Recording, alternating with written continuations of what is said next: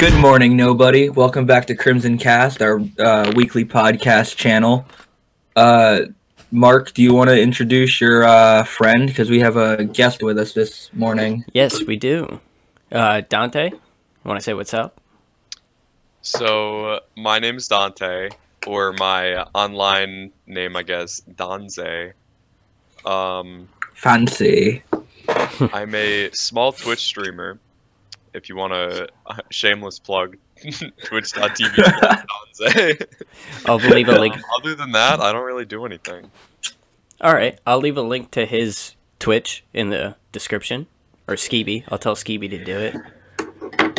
It'll get done either way. Yeah, somebody will do it. So, let's get to chatting, fellas. Chatting. All right. Who's the best non-Avatar bender? You're just going to throw the question out? There's no lead up to why we're talking about this? Why are we talking about it? Because we started talking about it the other day. I think it's Iroh. I think Toph. 100% Toph. It has to be. What about the guy that literally like fought Aang though in the final episodes, the Fire Lord? Because like he got his ass kicked, yeah, but like the dude was literally like shooting out fire clouds the size of like a whole ass nation. So. But he was enhanced by Sozin's comet. All right, so what happened? I mean, that's still a strong suit. If you can get powers from a comet, you're pretty OG in my book. All firebenders get it. It's a comet that comes every 100 years, and they named it Sozin's comet because his grandfather, Fire Lord Sozin, used it to wipe out the air nomads. Well, I know that. I'm just saying, it's still a strong suit. Yeah, but I mean, Toph... Why do you think Toph? Because she literally invented metal bending. And she uses her bending to see, because she's blind. Nobody else can do that, besides her and her daughters. I don't know if I would consider her the strongest bender, though. Well, I mean, think of how badass Toph is, though. She's badass, yeah, but there's definitely stronger people than a fucking, what, 9-year-old girl? She's 12. 12-year-old girl? I mean, you got me with that, but like... Yeah, she's pretty good at what she does, but I don't think you can consider her the strongest bender when she's 12. She's an earthbending. She's an earth master though. At 12, that's just like Aang being declared an air nomad master or an air master at like 9 when he got named or something like that. Yes, but just because you're good at what you do doesn't mean you're the best at doing it. That's fair. But are you saying that since like she's so good right now that her potential when she gets older would make her the best? Well, you get to see her when she gets older in The Legend of Korra. I don't know if you guys have watched that, but I have. I haven't seen it. And Toph works with Aang, and they create this city called Republic City. And it's where like benders. Wow, they have a city called a city called Ba Sing Se, and then they go to Republic City. Yeah. They couldn't come up with something cooler. I don't know. Republic City is such a cop-out with no imagination.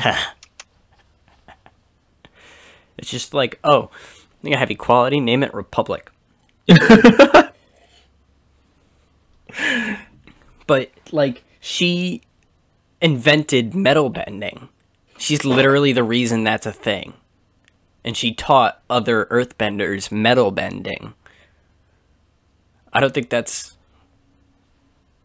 You don't think that warrants her being one of the strongest benders ever? Even at 12? When she was 12? She would take down full-grown adults who have been studying earthbending for their entire life.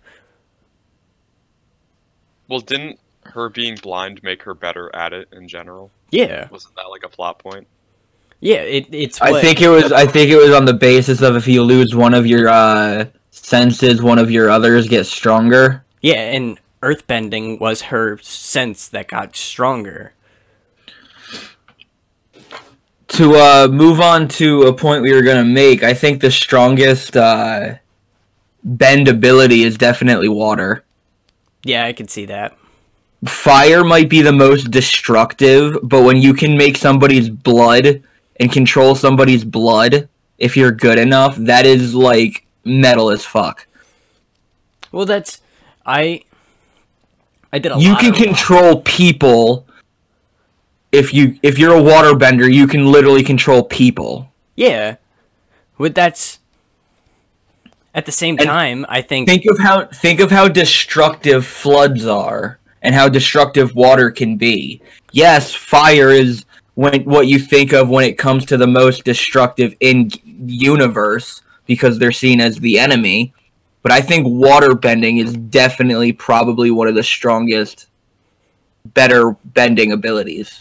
I completely agree with that, honestly, that I think water is, I don't want to say stronger or superior, because all the elements have their own kind of strengths and weaknesses, but I think water is just the strongest, because think about it, because the way waterbending is taught is defense, then offense. So turn your opponent's offense into your offense, kind of thing. So the whole, like, I watched an episode of The Legend of Korra last night before I went to bed, and in that episode, the Avatar was just absolutely kicking the shit out of this guy who was a waterbender. They're just kicking the shit out of him with earthbending and firebending and waterbending, and then he gets a little bit of separation through using ice and pushing a wall at her, and he gets a little bit of separation, and he just instantly starts bloodbending, and he takes her down. Like it's nothing. Yeah, exactly. That's what I'm saying. I feel like water is such the... I mean, if you're the Avatar can bend everything, you're the real winner in the situation. Yes, but I'm going to say like Avatar excluded. Yeah. Water bending is definitely the cooler... Not the cool... I wouldn't say the coolest. I think the coolest is fucking airbending. No, I don't think so. I think being able to control somebody's blood is pretty cool. That is pretty cool, but think about... You could also control two different states of matter, because you can make ice and water. Well, that's... If you're an earthbender, you can lava bend. That's a liquid. It's a state of matter. Yeah, I know. You can literally turn solid rock and just melt it, if you're good enough. But what makes airbending so appealing to you? You can fly. There's the giant bison for that. There's other ways around that. Yeah, but they also have their gliders. I mean, you can make a glider. Well, they use their gliders to fly by bending the air around the glider. Yeah, but what I'm saying is, it's not... Flying isn't exclusive to airbending. How so? There's ways... Because you can get a bison. The sky bison are exclusive to the airbenders. Oh, are they? I didn't know that. Yeah. They taught, quote-unquote, originally, they were the original airbenders, quote-unquote. But if you read the comics and read into the rest of the lore and stuff, and if you watch Korra, they actually disprove that. And that say that the sky bison teaching the airbenders is actually just a myth. But... Dude, I think airbending would be amazing. I don't know. If you're placing it solely on the ability to fly, I don't think so. Dude, I'd fucking love to fly. It's novel and all, but I think that there's cooler abilities that are way cooler than flying. What do you think is... Alright. I think fire and lightning is pretty fucking sick. That is yeah, sweet. Fire and lightning is sick. But what I'm trying to say is, water is so, like... fluid and detrimental to humanity that the ability to control that alone, since it's so important to humanity, that is pretty fucking cool. I was watching a video where this guy was talking about how overpowered waterbending actually is, That's what I said that's the point I was making in the first thing we were talking about, how water is definitely the better bending ability. So, based on that, would you say Katara is the most powerful non-Avatar bender? No. No? You don't think so? No. I think she could vie for the spot. She beat Azula, who I consider like the second strongest firebender that you get to see on the show, or third, followed by Iroh and Prince Lord Ozai. Or not Prince Lord, wow. Fire Lord Ozai. Floored. Prince Lord. Wow. You when you're drunk, Prince Floored. Prince Floored. And it's really funny because I got a picture of me laying on the floor drunk from 2 years ago today. What, in like your memories? The first time I ever hung out with Carly was at a party, and I got absolutely fucking smashed at this party. And Carly sent me a picture of me just laying on the ground cuddling a dog. Just, as it should. Just smashed.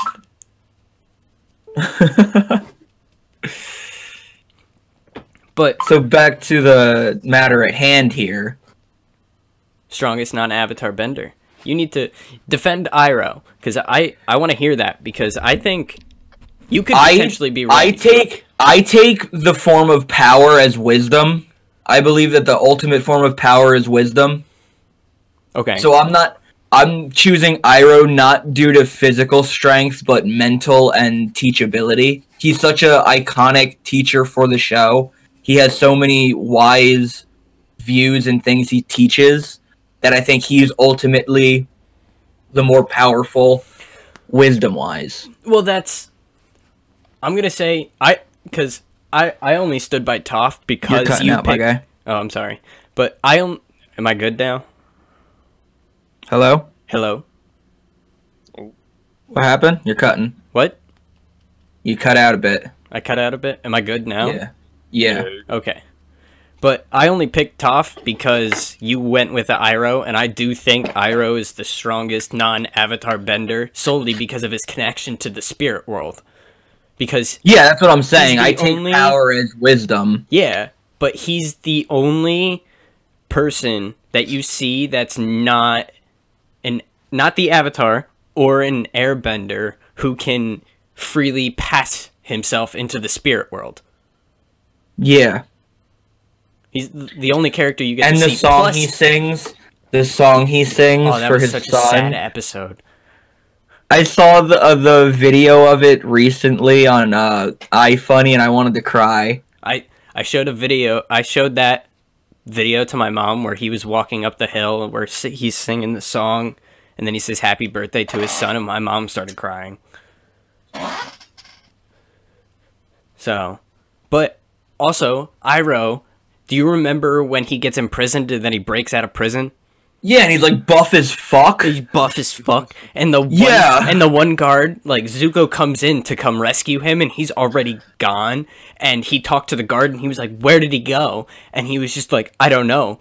But he was like a one-man army, and I was like, exactly. Damn, Iroh. I saw a meme recently that says there's 2 ways of coming out of quarantine. It was a picture of fat Iroh happily enjoying tea, and then there was a picture of buff Iroh pissed off. That's funny.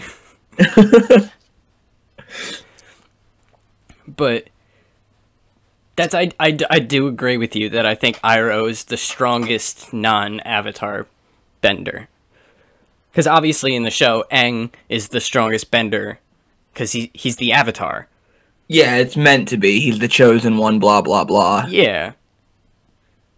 Danzae, who did you think was, who did you put up for the running position?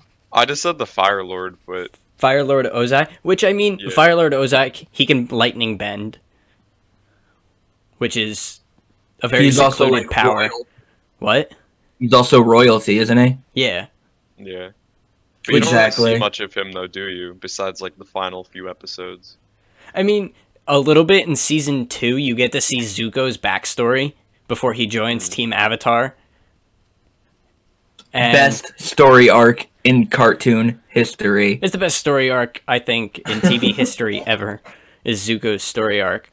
but you get to see Fire Lord Ozai in Zuko's Agni Kai against his father. Dante, do you remember what an Agni Kai is? I have no fucking idea. Alright, so an Agni Kai is a very ceremonial firebender battle. It's a one-on-one battle between two firebenders, and there's a whole set of rules behind like what kind of moves you can do, because it has to be like ceremonial, and it's normally reserved for like high-ranking officials and the royal family to spar for ceremonial purposes, but it can also be used to show dominance over another. And Fire Lord Ozai wanted to show his dominance over his son, who had basically went against him and challenged his son, his 13-year-old son, to an Agni Kai. And then banished him. I remember that, and that's how he got his like scars on his face and shit, right? Yeah, because his dad hit him. His dad hit him with a fire punch right in the eye. He socked him one. Which, I mean, just because he beat Zuko when Zuko was 13, though, doesn't mean that he's the strongest non-Avatar bender. I could see, based on what he's done in the war, that he's probably the strongest royal power. I'd say he's the strongest military power. Yes, military power, or strongest firebender from the Fire Nation. I don't consider Iroh part of the Fire Nation. I always forget that he is. He's Ozai's brother. He was supposed to get the throne. I know. I'm aware of that. Yeah, but I don't know, man. I just think of Iroh as such a peaceful soul that because you're supposed to view the Fire Nation as the enemy for the show. Yeah. That's the point of the show. And Iroh is such a clash between personalities that I constantly forget that he's a firebender. Well, he's a firebender, but he doesn't act like a firebender because he's seen what firebending used to be, and he's also trained with other elements. That's where he learned lightning redirection. And then he taught Zuko, and then Zuko taught Aang lightning redirection. So it's not making lightning, which can be taught, by the way. It's not a skill that you're born with. That can be taught, and it's normally only taught to royal family members. What about Sparky Sparky Boom Man? Sparky Sparky Boom Man. What? The combustion bender? Yeah. I don't remember this at all. The guy that has that the chakra painted on his head, and he bends from his forehead. Hold on, I need to look this up. I don't know what you're talking about. I don't remember this at all. He's the assassin that Zuko sends after the Avatar. Oh, with the mask? No. That's not a mask. Hold on a second. All right. What's his name? It's Sparky Sparky Boom Man. Is that like his actual...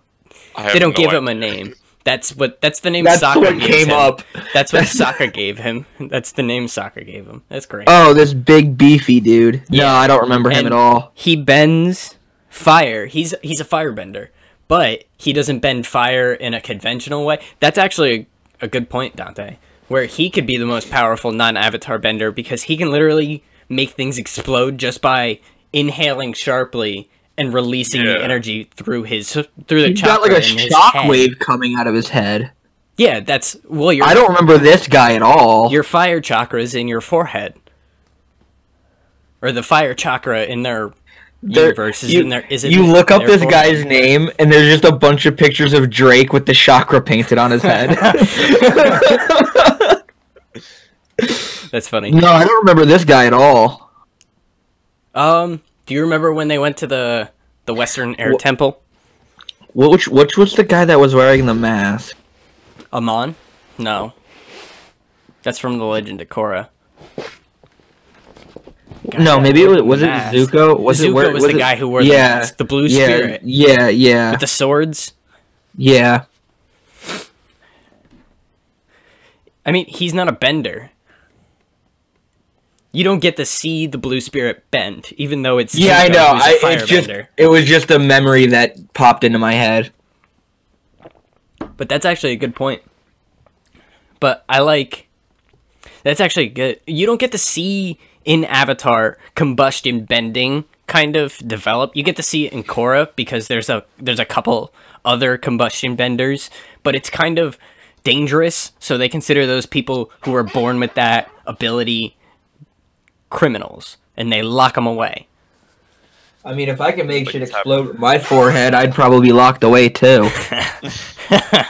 That's like a walking terrorist. That's how they treated him. And in Korra, one breaks out of prison, and it's not good. No, I don't remember that guy at all. He's dangerous, very dangerous. What season is he from? I think at the end, do you remember when they invaded the Fire Nation? Yeah. Okay, right before they invaded the Fire Nation on the Day of Black Sun, you remember that with the solar eclipse? Yeah. Okay. And Azula had told her father, so Ozai, that the Avatar was dead, and that Zuko had killed the Avatar, when the Avatar wasn't dead. So, to avoid being dishonored or ashamed, he hired an assassin to go kill the Avatar. Oh. And this was like a couple episodes before they invaded the Fire Nation. Okay. So, like the end of season 2? I don't remember what episode. And then I haven't seen the show in a hella long time. And then during season 3, Sokka defeats him by throwing a boomerang at his head. Like I told you the other day when we were having this conversation, I feel like Sokka is so... What's the word? Like... Underpowered. I feel like it's unfair that he's the only one in the group that doesn't have a bending ability. He's like third wheeling with more people. It's like all these people he hangs out with have these cool magical abilities to bend elements, and he's got a fucking boomerang. I feel like he's there for like comedic value. That's exactly what he's for, is comedic relief. That's his character. But I think it'd be pretty cool if he could still bend and still be funny. Well, I mean, Sokka like maybe have a bending ability but not use it and still use the boomerang. I feel it's unfair that he doesn't. His sister has it and he's just there like, I have a boomerang. Well, that's like what happened was Katara's parents weren't waterbenders. She just ended up with the ability to be waterbenders, so the odds were she probably wasn't going to be a waterbender. She just happened to become a waterbender because her grandfather was a waterbender. He lived in the Northern Water Temple, or Northern Water Tribe. Are they tribes? Yeah. I guess. I think so. Eskimos have tribes. That makes sense. But that's because she learns waterbending, or her waterbending master is her grandfather. Because remember her necklace? Yeah. Her grandmother, or her mother gave her that necklace. And that necklace came from her grandmother, who was given to her by her grandfather, obviously, who was a waterbender. And they used to live up in the Northern Tribe. And they split because her grandfather was a sexist asshole. And okay, I have a point to make I just thought of. What? You know the joke about the perfect murder would be with ice? Yeah. Because the weapon would melt away and there'd be no evidence? Yeah. Do you think that waterbending ice shards would be a viable way to be a serial killer in the Avatar universe? Well, I think a viable way to be a serial killer in the Avatar universe, like in a pro level, like Jack the Ripper kind of silence, never get caught, serial killer. Bloodbending. Yeah, but I feel like that would leave some sort of evidence behind that the blood was tampered with. No. When an ice shard can just slice and or the whole thing where airbenders can force you to asphyxiate by bending the air away from your head. Yes, but there's proven ways to show that somebody suffocated. Yeah. I mean, it would work. It would work, I think. You'd definitely get away with that because, you wouldn't be touching anything because you're bending the ice or the water. Yeah. And you can bring the water back with you. Yeah.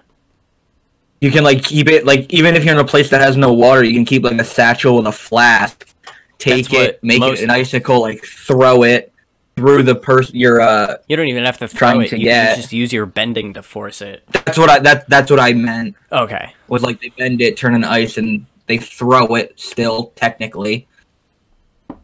It's the act of throwing it, they're just not holding it. Alright.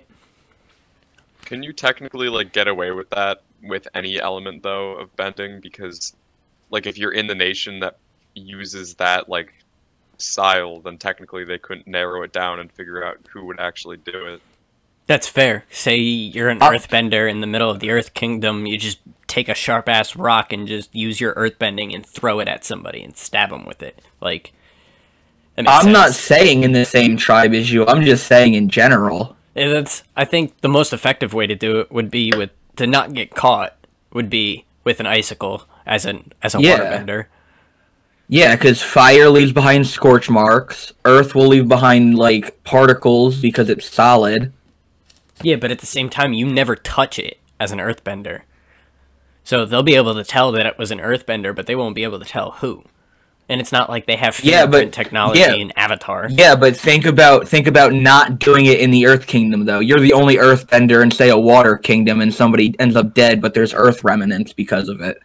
You're gonna get found out immediately. Oh, yeah. Well, yeah. When compared to water won't be found. There's no way to find it. So you could be a waterbender in a water tribe or a waterbender in a fire kingdom, and all there's left is a stab mark. There's no touch marks.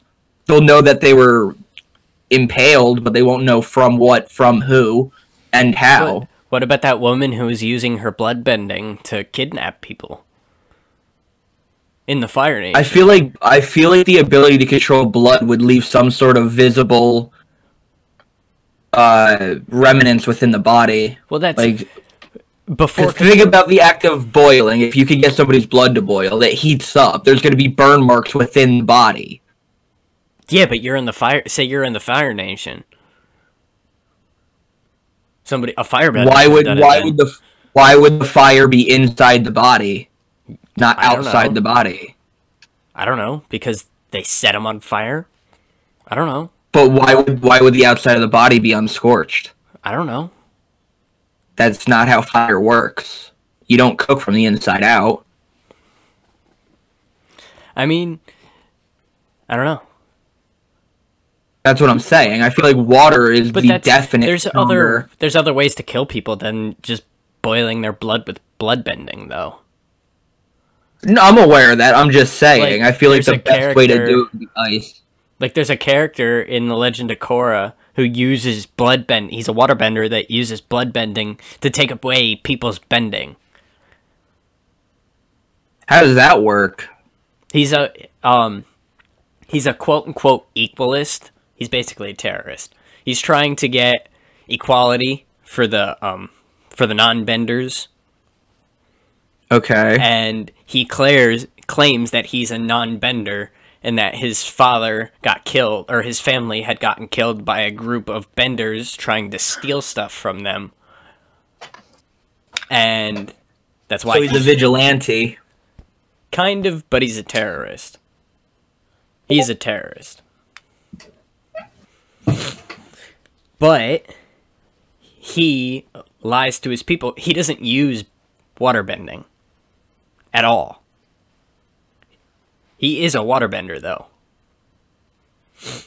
But he uses bloodbending to take away his enemy's bending. Like, if they capture somebody, he uses bloodbending to take them away.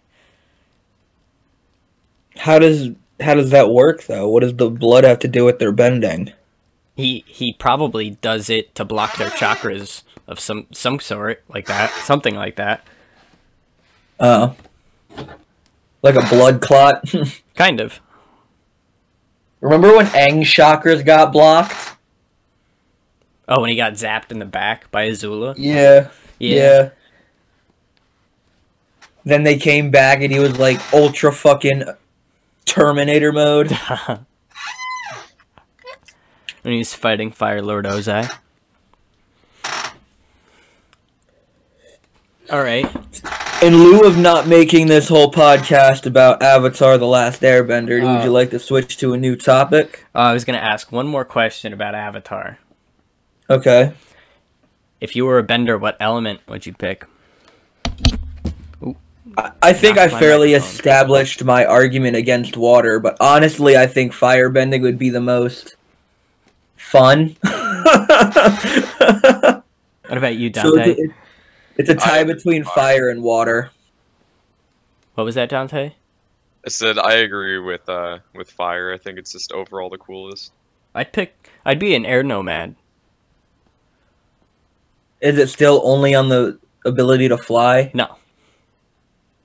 I think the concept of being a nomad is really cool. Plus, I think monks have too many rules. That's my stance on that. Monks have too many rules. Think about... That's... I made my point, and you're like, you know what? That makes... Well, they're nomads, so they get to travel the world. They're not locked down to one place like people from the Earth Kingdom are. The air nomads. Plus, being an airbender, you don't need to be near water to bend your element. You don't need to be on the ground to bend their element. It's kind of like being a firebender. They can firebend anywhere. You can airbend That's why it's a tie between water and air for me. Is because you need the element to bend water, and you'd constantly have to have it with you if you need it. Yeah. Firebending, you can use it the snap of a finger. Yeah, exactly. There are firebenders who can breathe fire. Like Iroh, who I think we already established is. I think I would rather pass fire through my hands than through my mouth. I get breathing fire is cool and all, but I think it'd be a lot more elegant to do it with your hands. Well, that's firebending. I don't know if you noticed this, but all of the elements, they have like a separate. They have a different type of fighting style where like. Oh, yeah, I know. Airbending is more evade than attack, where waterbending is defend then attack, where earthbending is just straight up attack kind of thing, where firebending is an actual form of, like, fighting. Like, if you watch Azula bend against... it's a dance. Basically. Well, they're all dances. I think the grace... But they're martial arts styles. I don't think Earth is very graceful when they do it. Earth is very, tough, you know? Yeah. It's a lot more, like, muscular movement. It's not like an elegant dance like firebending is. Well, that's why a lot of earthbenders are, like, hard-headed people.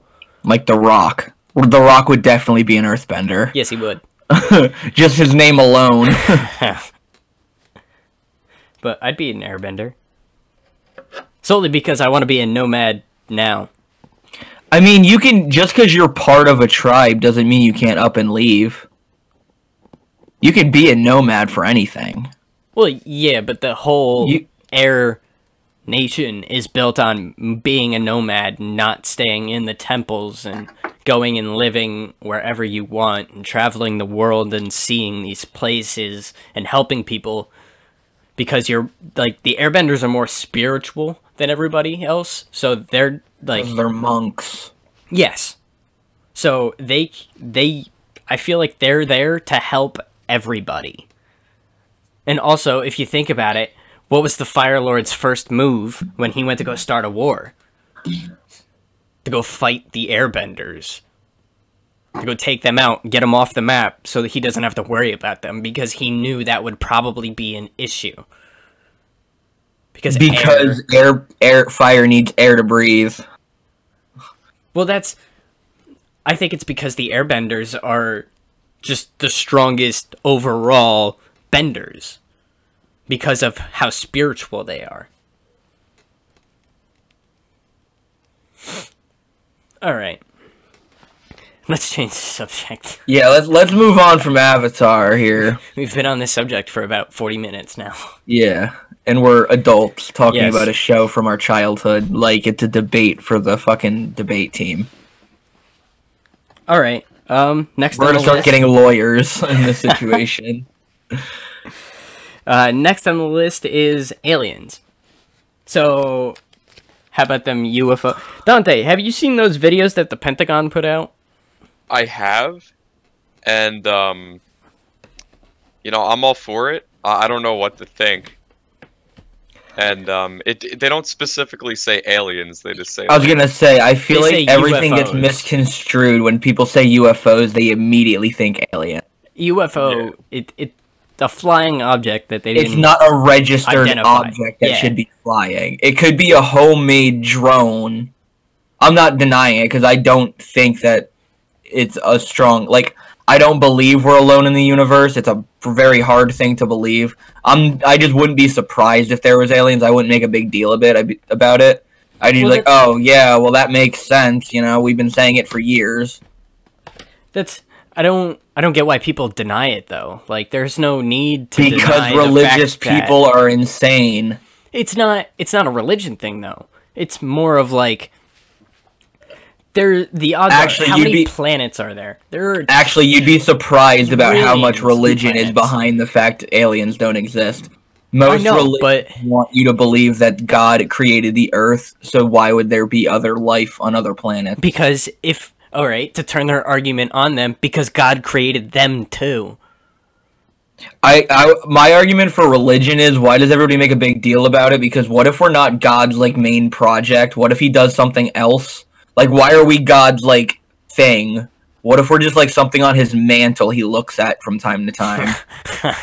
Like, why do we view ourselves as so important in his eyes? Because obviously if he's a higher power who can do whatever the fuck he wants, why would he spend time helping us when he could just laugh at our problems? He left us in the garage and forgot about us. Yeah, exactly. Why do people think that we're so important in his eyes?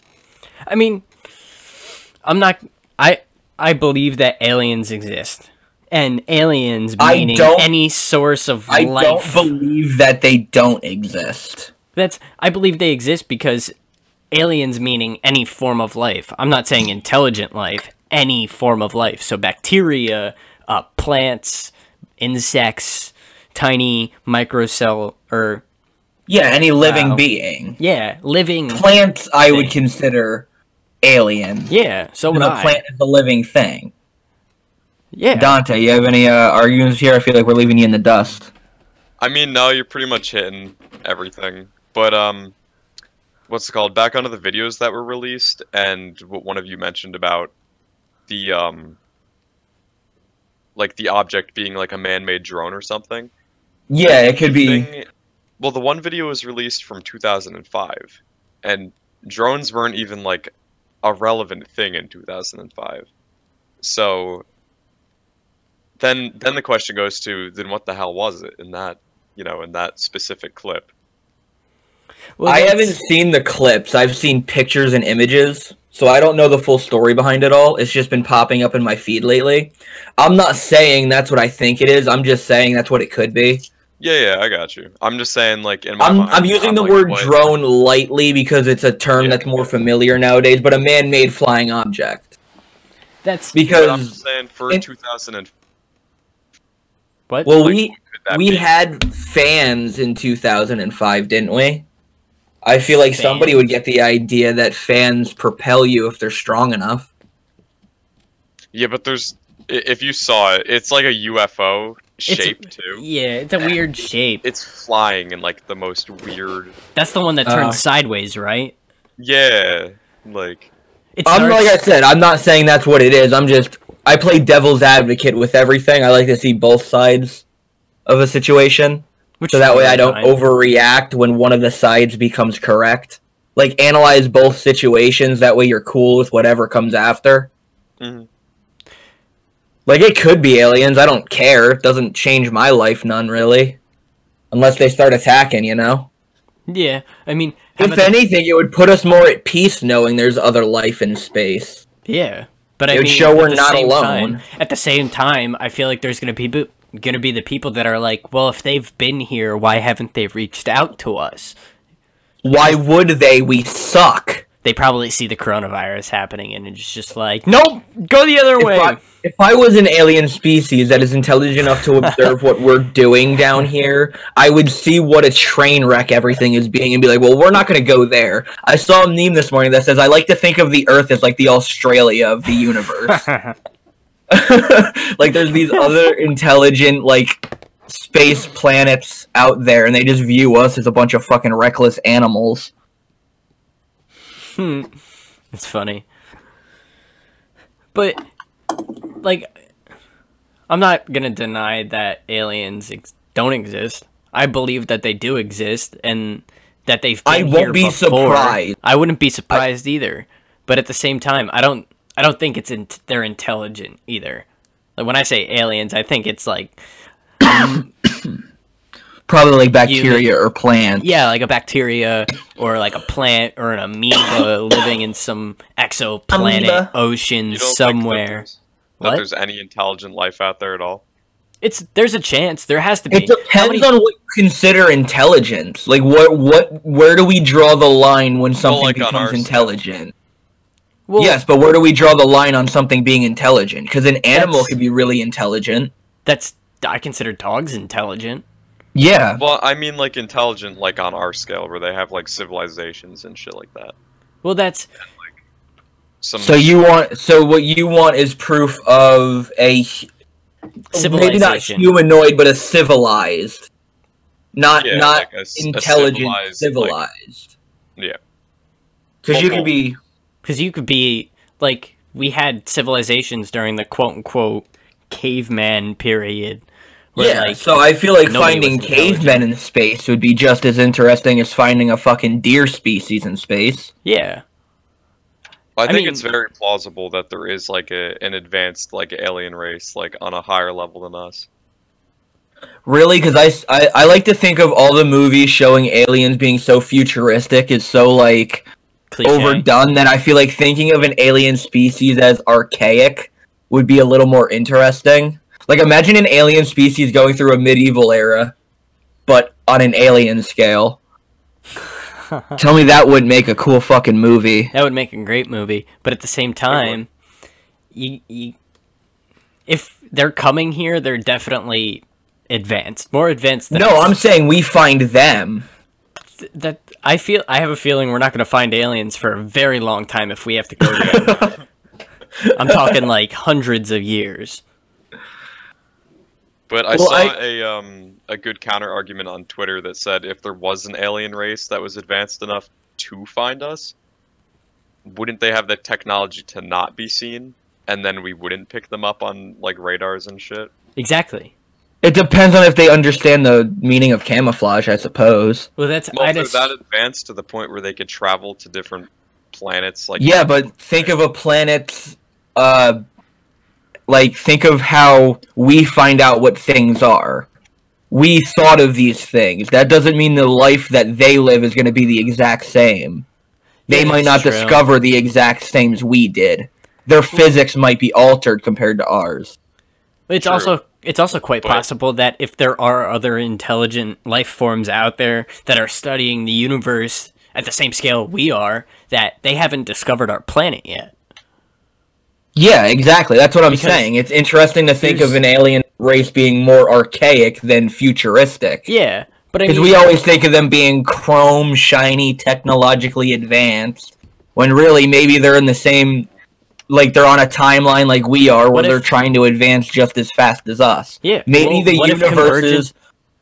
What if the universes are expanding at the exact same rate as each other, and they're going through the timeline exactly like us, so that way we build ourselves up to be technologically advanced and go to war eventually because of that, because it's setting up like a Hunger Games situation. Last nation left is the best. What if it's just a a species of intelligent life that kind of just convergently came upon the same body style and lifestyle as us. Like the whole... So you're thinking of like just another Earth situation. Kind of, but a little bit different. Where, you know what convergent evolution is, right? Where like two species aren't related at all, but they have the same evolutionary characteristics. Yeah. Yes. It's kind of the same thing. So think about like us and Neanderthals existed at the same time. Obviously, we were related because we shared a common ancestor, but we were different. Same body style, same plant. Like, say it was like that, and they had civilizations just like ours, and they were, say, just as smart as us. If we haven't discovered them, I don't think they've discovered us. What are the chances? Yeah, exactly. Or what would make them want to? I mean, what if they're afraid? The pursuit of knowledge. But what if they have discovered us and they are afraid that we're more technically advanced than they are? No, not even technologically advanced. Humans are animals. Yes. We destroy everything we touch. Yes, but it's been proven through millennia. Yes. But if they run the same type of society as we do, the odds are they run it almost identical to ours. Because the chemicals that we find and the things that we do are, like, the things that we take out of the ground can be found all over the universe. So, think about that. We're like... They're also there mining their planet for resources, and they're also chopping down whatever alien forests they have so they can get paper or clear land for expanding and stuff like that. What if they have elements that we don't, that are better than ours? What if they are elemental benders? Stop bringing it back to Avatar, goddammit. See what you did? But that's also a fair point. What if they have different elements? What if they have a different elemental table? They have that's what I was saying before. Their physics and their science and their knowledge can be way different compared to ours. Yeah, because our entire study of physics is the physics of planet Earth. Yeah. That's why I'm saying we can't... Like gravity and the way water flows in our atmosphere and... all of that stuff, it won't apply on another planet. That's what I'm saying. So that's why I'm saying that's the reason why they wouldn't be exactly like us. Their lifestyles would be so altered that we'd be foreign. We wouldn't be the same. Yes, but at the same time, I feel like if we took a step back and took a look at their civilization, we would notice a lot of similarities. You feel? Hello? There's a definite knowledge that if aliens were confirmed, there'd be chaos here. Media would be a wildfire. They would lose their mind. Mostly, it would just be chaos. There'd be that we think Corona right now is the only thing the news is talking about. Just wait until we discover aliens. If aliens were confirmed, we would never hear the end of it. If aliens are real, I'm going to say when we discover aliens, because I believe they're real. It's going to get blown way out of the water. Are they evil? Are they going to attack us? Blah, blah, blah. And then I feel like if it happens during Donald Trump's going to be like, I need to go talk to them. Be like, no, don't send that idiot. Send someone else. Space Force. What? Send the Space Force. Send the Space Force. When you say when aliens are discovered, I do believe that bacteria or plants will be the aliens we discover. Yes. That is a definite. That is damn near promised. Yeah. And I mean, they've even discovered, like, oh my god, why can't I talk? Because it's a day in the week. Yeah.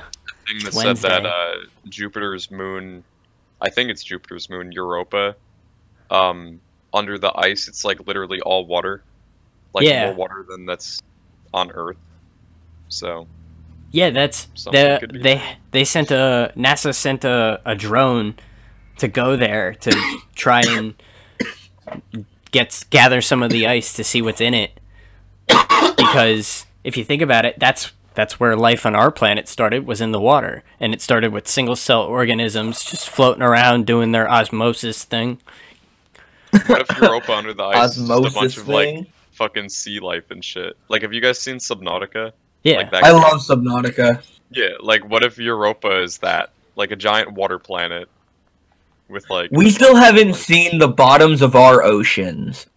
Exactly. I was watching a video yesterday about how we know more about the space and the miles and miles and there is out there than we do about the miles and miles we have under our own, like, feet, metaphorically. It's because we don't have the technology to get deep enough to see. Exactly, but imagine the alien life forms we'd find under that.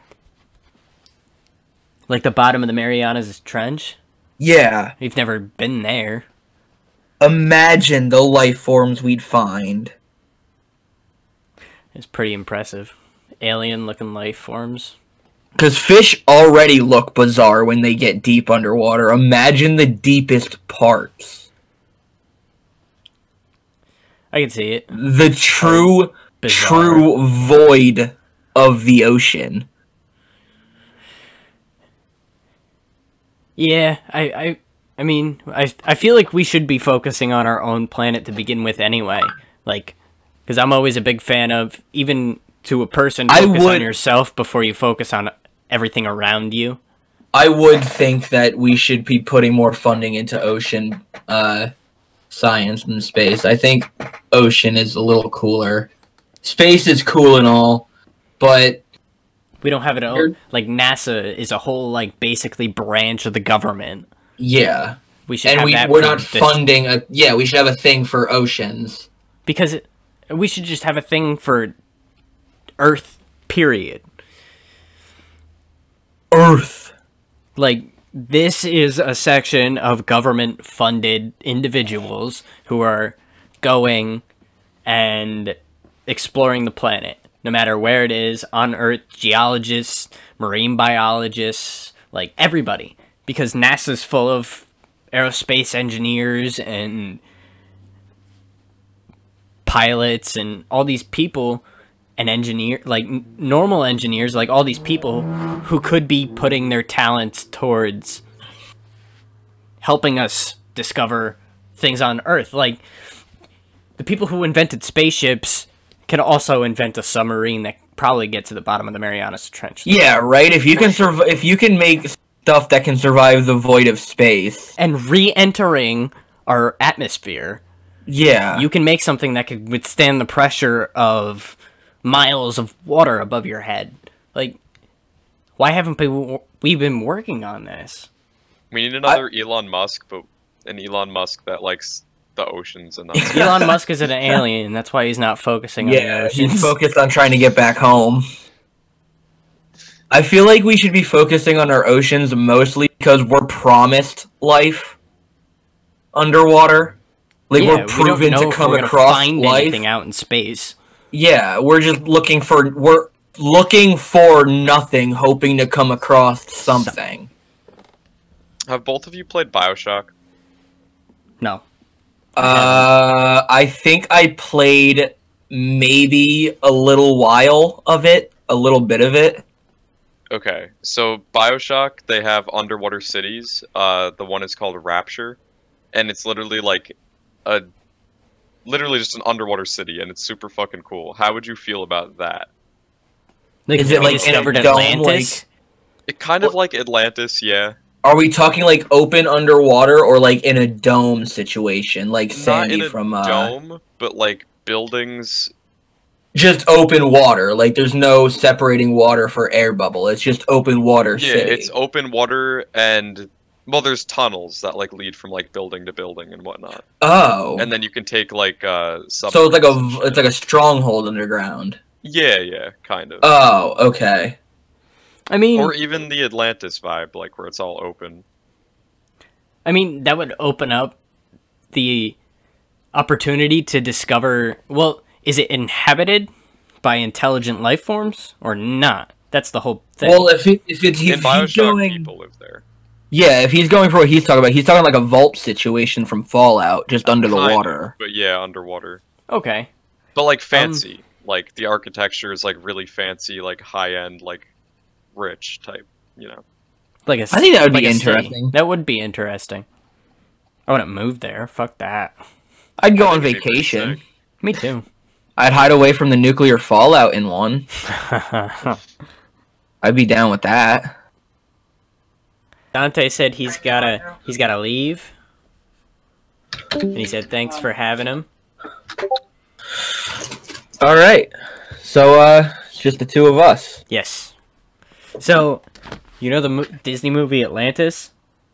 Yes, but I haven't seen it in quite the time. They're doing a live action remake of it, and they casted Tom Holland as Milo. Of course they did. Of fucking course they. I'm sick of seeing that kid's face. Me too, honestly.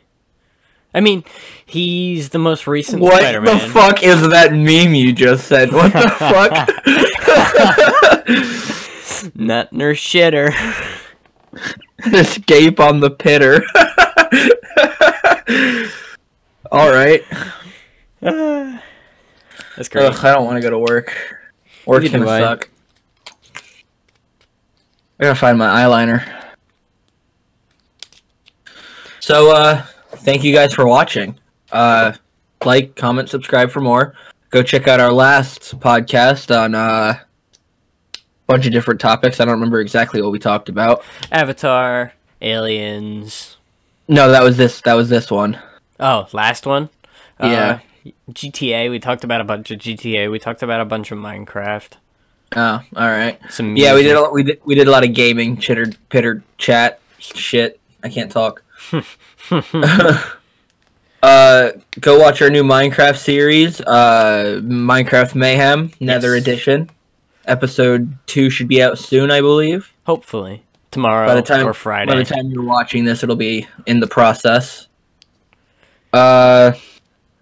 Yeah, thanks for watching. Have a nice rest of your day. Deuces. We'll catch you later. Deuces.